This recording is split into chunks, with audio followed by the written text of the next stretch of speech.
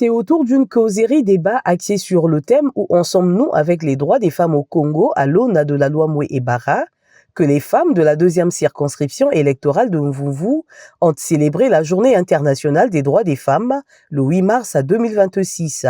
Une initiative orchestrée par la direction locale de campagne de cette circonscription conduite par l'honorable Paul Chinyumba, avec la participation de l'Association des femmes juristes du Congo, section de Pointe-Noire, représentée par sa présidente Maître Arlette Malonga.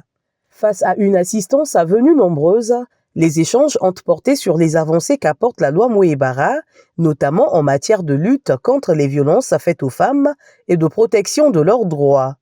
J'ai constaté que depuis 2022 que cette loi a été promulguée, jusqu'à aujourd'hui, nous sommes en 2026, les femmes sont sensibilisées sur cette loi. Les femmes ont pris conscience de leurs conditions et aujourd'hui, les femmes savent qu'est-ce qu'il faut faire lorsqu'elles sont victimes de violences faites aux femmes. À l'issue de cette rencontre riche en échanges et marquée par une ambiance conviviale, la direction locale de campagne de Mvoumvou 2, aux côtés des participantes, s'est livrée à une marche populaire.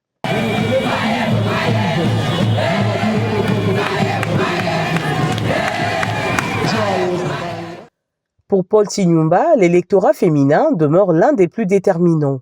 Cette rencontre était donc l'occasion d'inviter ces femmes à devenir des relais dans leur quartier afin de porter le message et soutenir leur champion, le candidat Denis Sassou Nguesso. Nous avons été choisis par le candidat Denis Sassou Nguesso pour faire sa campagne ici. Et nous savons que l'électorat féminin est l'électorat le plus sûr. Donc nous n'avons pas voulu rater cette occasion. Ainsi, nous nous retrouvons ici, à notre QG, pour partager une collation et demander une fois de plus à nos sœurs, à nos mamans, d'être nos interlocutrices dans leur maison, dans leur quartier, pour soutenir le candidat Denis Sassou Nguesso.